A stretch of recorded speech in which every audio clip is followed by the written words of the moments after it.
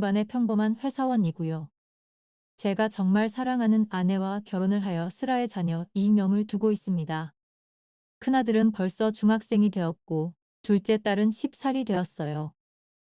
저는 아내와 2년 동안 연애를 하고 29살에 결혼을 했어요. 당시 아내는 25살밖에 안 됐어요. 아내의 또래보다 비교적 빨리 결혼을 한 편이에요. 아내한테 쌍둥이 여동생이 있는데 처제도 저한테 무슨 결혼을 이렇게 빨리 하냐고 나랑 좀 더 놀다가 가야 되는데 형부한테 뺏겼다고 연성을 좀 샀죠. 저희 처갓집이 가족애가 다른 집들과는 좀 남다르긴 했는데 장인어른이 일찍 돌아가시면서 장모님과 쌍둥이 두 자매가 똘똘 뭉쳐 한 몸처럼 살았다고 했어요. 그래서 와이프가 결혼을 하겠다고 집에 결혼 선언을 했을 때 장모님이랑 처제가 많이 힘들어했어요. 근데 제가 이런 와이프를 빨리 데리고 온 이유가 하나 있었는데 아내가 김현증이라 병을 앓고 있었어요. 한 번씩 들어보신 분들도 있으실 테고 처음 들어보시는 분들도 있으실 텐데 김현증은 시도 때도 없이 잠에 드는 병이에요. 밤에 충분한 잠을 잤는데도 낮에 졸음이 오는 그런 별이죠. 처음에는 아내의 이런 모습을 보고 잠이 많은 사람인 줄만 알았어요. 가만히 있다가도 졸렸다며 잠에 잘 들었고 음식점이나 카페에서도 음식을 기다리는 시간에도 잠을 자곤 했으니까요. 근데 이런 모습들이 점점 많아지고 오래되다 보니 결국 사고가 생겨 기면증이라는 병을 알게 되었죠.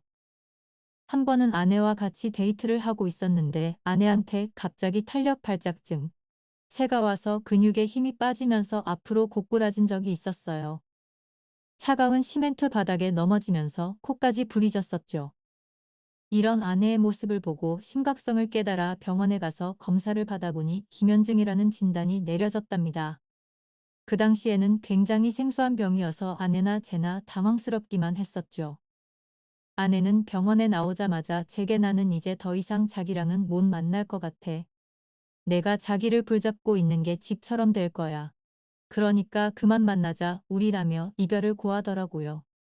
이 말에 처음에는 많이 흔들렸습니다.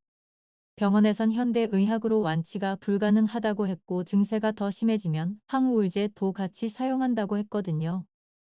아무리 아내를 사랑한다고 해도 제가 이 사람을 끝까지 책임질 수 있나 하는 고민을 하는 게 맞다고 생각을 했습니다. 감성보단 이성적으로 판단을 해야 했고 아무런 생각 없이 내가 더 책임질게라고 큰 소리를 쳤다가나 중에 무책임하게 헤어지자고 하면 그게 더 이 사람을 힘들게 할 거라고 생각을 했어요. 그래서 고민하고 연락을 준다고 했죠. 그렇게 저는 보름 동안 생각을 한 결과 이 사람이 없으면 제가 더 죽겠더라고요. 그래서 아예 결혼을 하자고 했습니다. 이런 아내를 내가 지켜줘야겠다고 생각을 했거든요. 그래서 일찍 결혼을 하게 된 거고요. 사실 아내가 장모님과 처제한테는 김현증 얘기를 하지 않고 있었어요. 엄마랑 동생이 걱정한다면서요.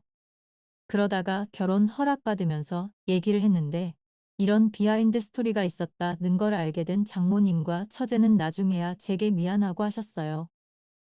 우리는 아무것도 모르고 자네가 너무 빨리 채영를 데리고 가는 게 서운하기만 했었네. 근데 이런 뒷 얘기가 있었는 줄은 몰랐어 되려 내가 자네한테 이 은혜를 어떻게 갚아야 될지 정말 면목 없고 미안하네라고 하였죠. 그리고 처제 또한 울면서 허영부 미안해요. 우리 언니 책임져 준다고 해서 고마워요 라고 했죠. 저는 이런 두 분에게 채영이 데리고 열심히 잘 살 테니까 많이 응원해 주세요 라고 했어요. 물론 저희 부모님께도 아내의 이런 사정을 다 말씀드렸습니다. 근데 부모님이 워낙 열려있는 분들이라 저의 선택에 대해 존중은 해주셨어요. 어머니께서는 걱정이 많으셨지만 이내 제게 좋은 말씀을 해주시며 부부가 이런 고난을 함께 이겨나가는 것도 좋은 모습 같다고 잘 살라고 응원을 해주셨죠. 그렇게 저희는 축복 아래에 결혼을 하게 되었고 아내는 결혼과 동시에 집에서 살림을 하며 제 대조에 힘을 내주었습니다.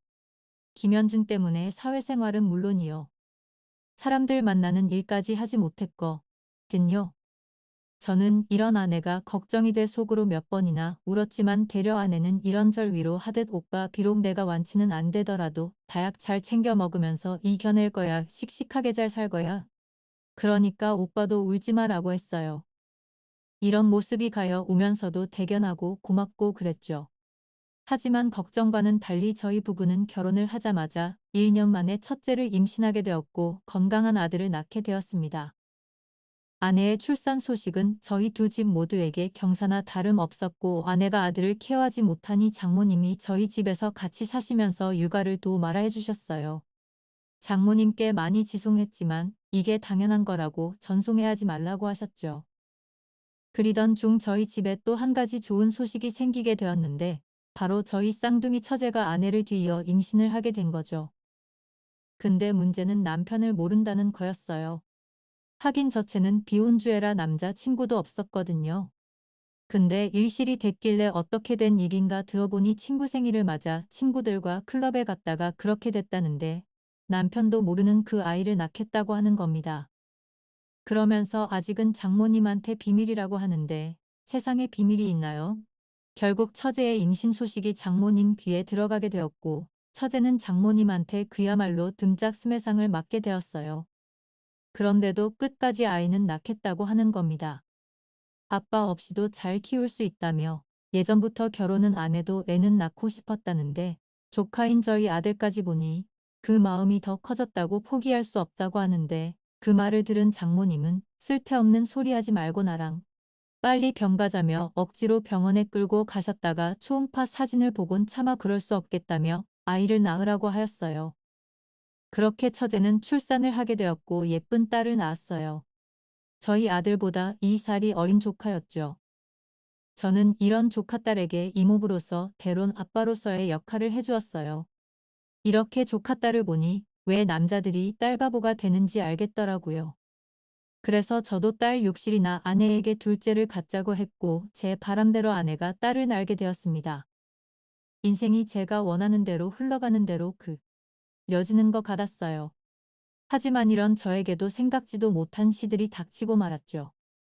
저희 딸이 16살이 되면서 아내는 점점 상태가 안 좋아지면서 심한 우울증과 공황장애까지 앓게 되었어요. 아내가 김현증 약을 오래 복용했는데 우울증과 공황장애 약까지 복용을 해야 하는 상황이 왔고 이런 상황은 점점 더 아내를 힘들게 옥매고 있었어요. 아내는 어떻게든 숨으려고만 했고 아이들에게도 애정이 없는 사랑이 되었죠. 오로지 저한테만 의지를 하며 저만 찾기 시작하는데 결국에 장모에게 두 아이를 맡기기로 했어요. 장모님은 시골에 내려가 아이들을 키우고 있을 테니 아내의 마음이 정리가 되면 그때 다시 올라온다고 제게 연신 미안하다는 말만 하셨죠.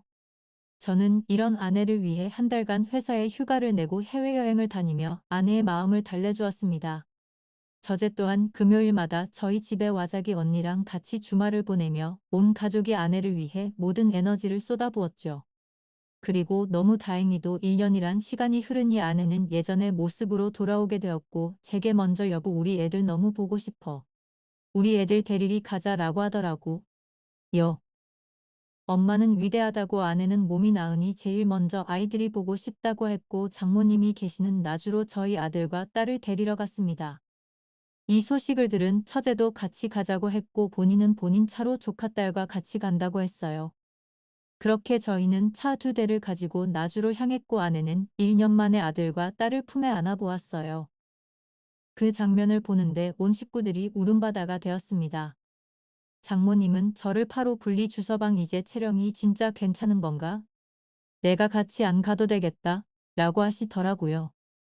그래서 저도 장모님께 네 이제는 우울증약 없이도 괜찮더라고요. 제가 더 신경 쓰면서 잘 챙길게요 장모. 님, 그동안 저희 애들 봐주시고 신경 써주셔서 너무 감사합니다. 장모님이 걱정하시는 일 없도록 제가 와이프 보살필게요 라고 말씀드렸죠. 그러니 장모님은 제 손을 꼭 잡으며 언제라도 힘든 일 있으면 말하라고 내가 자네한테는 뭐든지 다 해줄 수 있다고 하셨어요. 그렇게 저희는 장모님 댁에 나와서 올라가겠다며 서로 인사를 나누고 있었어요. 저희 애들들은 조카딸을 오랜만에 봐서 그런지 아빠 차 타고 같이 간다고 하더라고요. 그러니 처제도 그럼 언니가 내 차 타고 가면 되겠다. 형부 차가 크니까 애들끼리 뒤에서 놀라고 하고 언니는 나랑 같이 가라고 했죠. 그러니 아내가 졸림 눈을 하며 처제의 차를 뚫어져라 보는데 김현증 증세가 또 오는 듯 했어요. 저는 아내에게 당신 은 어떻게 할 거야 라고 하니 처제가 언니 또 질려온 거 같은데 형부 차 타고 가면 애들 때문에 시끄리우니까 내 차 타고 조용히 자면서 가라고 하더라고요. 그러니 장모님도 그렇게 하라고 가면서 좀 자라고 하더라고요. 근데 아내가 제게 좀 찜찜한 말을 하는데 선장이 들어 환각에 빠졌는지 여보, 나 왜 저 차에 귀신이 타고 있는 거 갈지? 라고 하는 겁니다. 전 그 말에 기분이 싸해 그럼 나랑 같이 가자라고 하니 아니야 아니야 나 그냥 채연 차 타고 가면서 갈게 라고 하더라고요. 그래서 저도 그럼 이따가 보자 하며 차에 올라탔고 이따가 보자고 했던 이 말이 아내와 나는 마지막 말이 되어 버렸습니다. 아내와 처제가 탔던 경차가 화물트럭과 충돌을 하며 형체를 알아볼 수 없을 정도로 완전히 찌그러지게 되었죠. 제 눈앞에서 벌어진 광경이었습니다. 아내가 제 눈앞에서 그런 사고를 당하는데 저는 몸이 움직이질 않았고 아무것도 할 수가 없었습니다. 이제와 생각해보면 아내가 했던 마지막 말이 맞았던 게 자동차 사고가 나는 차에는 귀신이 같이 탄다고 해요. 근데 아내가 봤던 게 진짜 귀신이 맞았구나 라는 생각이 들었죠. 그때 제가 그 말을 듣고 어떻게든 아내를 제 차에 태웠어야 했는데 이런 진책감으로 평생을 살았어요. 장모님은 이런 제게 그게 왜 자네 탓이냐며 자네는 우리 딸한테 평생을 헌신했다고 그런 말 하지 말라고 저를 보듯 안아 주셨습니다. 아내를 사고로 보내고 저는 제정신이 아니며 살았어요. 아이들 또한 엄마를 잃었다는 슬픔에 많이 힘들어했는데 그 당시에는 저 힘든 것 밖엔 안 보여 애들을 감아줄 여력이 없었죠. 지금도 그때만 생각하면 아이들에게 너무 미안할 따름이에요.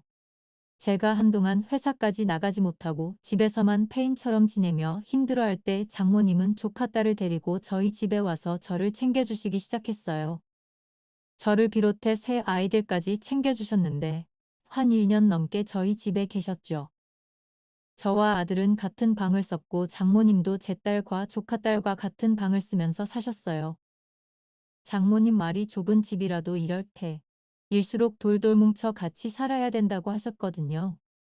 그러던 어느 날 야심한 밤에 저는 화장실이 가고 싶어 장에서 깼는데 아니니 화장실에서 이상한 소리가 들리는 겁니다. 헥헥거리는 소리와 함께 숨이 넘어갈 듯한 소리가 들렸죠. 저는 너무 놀라 화장실 문을 두들겼어요. 안에 누구냐고 했죠.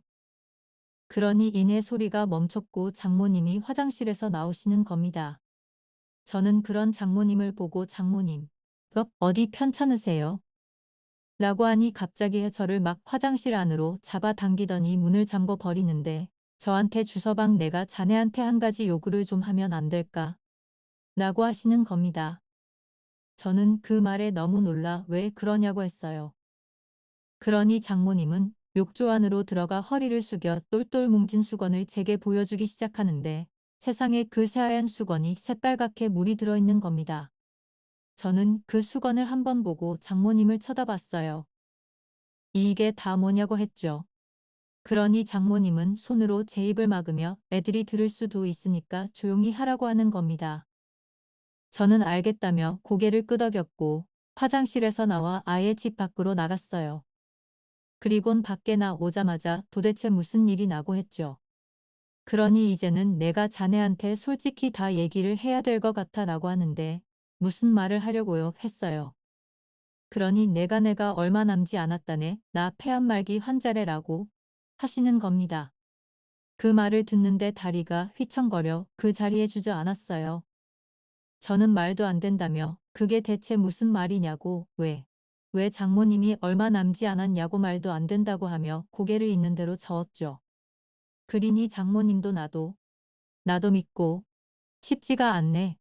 내 딸들 보낸 지 이제 2년이 조금 넘어가는데 나까지 이렇게 데리고 간다니 우리 모녀가 전생에 아주 못된 짓을 했나 봐. 그렇지 않으면 이런 벌을 내릴 수가 없지라며 가슴을 내리치기 시작하는 겁니다. 그러면서 제게 그래서 말인데 사위가 내 요구 좀 하나 들어줄 수 있겠나? 이 요구를 들어준다면 내 이름 앞으로 있는 집이랑 우리 둘째 딸 이름 앞으로 있는 집까지 자네한테 다 줄게 라고 하시는 겁니다. 그 말에 대체 무슨 요구냐고 물었어요. 그러니 자네가 조카딸한테 아빠가 되어줄 수 있다. 말로만 아빠가 아님 호적으로 진짜 아빠 말이야. 이게 내 요구일세. 이제 나까지 저 세상 가게 되면 우리 채연이 딸을 누가 보살피겠다. 응? 이라고 하시는 겁니다. 저는 이런 장모님의 요구에 쉽사리 결정을 하지 못했고 망설이며 아무런 대답을 하지 못했습니다.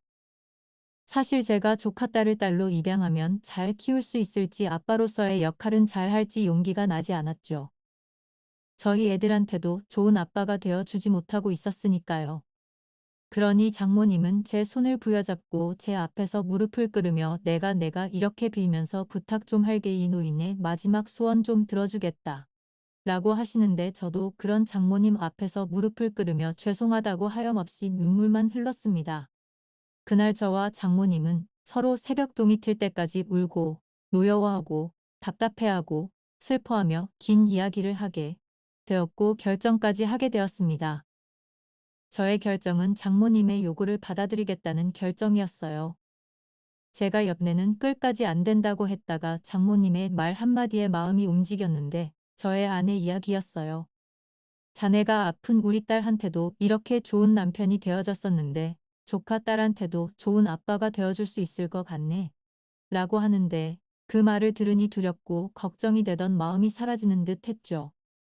장모님 말씀대로 아팠던 저희 아내에게도 진실을 다하니 그 진실이 통한 것처럼 조카 딸에게도 제 진심을 다하면 제 마음을 알아줄 수 있겠구나 싶은 생각이 들어 조카 딸을 제 딸로 입양을 하게 되었습니다. 그리고 장모님이 눈을 감으시는 그 날까지 옆에서 다 보살펴 드리며 마지막을 함께 했습니다. 장모님의 장례 마지막 날 영정사진 앞에서 잠에 들었는데 그때 아내와 처제가 제 꿈에 나왔어요. 둘은 아무런 말도 없이 가만히 제 얼굴을 쳐다보는데 아주 밝게 웃고 있더라고요. 그 웃음에 모든 게 다 내재되어 있는 것 같았어요. 고맙다, 미안하다, 슬프다, 기쁘다 라는 모든 게요. 주변에서는 다들 저보고 어떻게 그런 선택을 할 수 있냐며 대단하다고들 해요. 하지만 저는 제 선택에 후회가 없고 되려 지금은 정말 잘한 일이라고 생각이 들어요. 저희 큰 아들은 두 여동생들을 잘 보살피며 제가 집에 없을 때 저 대신 아빠 노릇도 하고 동생들을 잘 챙기고 있죠. 그리고 조카딸, 아니 이제는 제 딸인 저희 둘째 딸도 막둥이 동생을 잘 챙기며 때론 엄마같이 지 오빠랑 동생에게 잔소리를 하곤 해요. 저한테도 술 많이 마시지 마라. 비타민 챙겨 먹어라.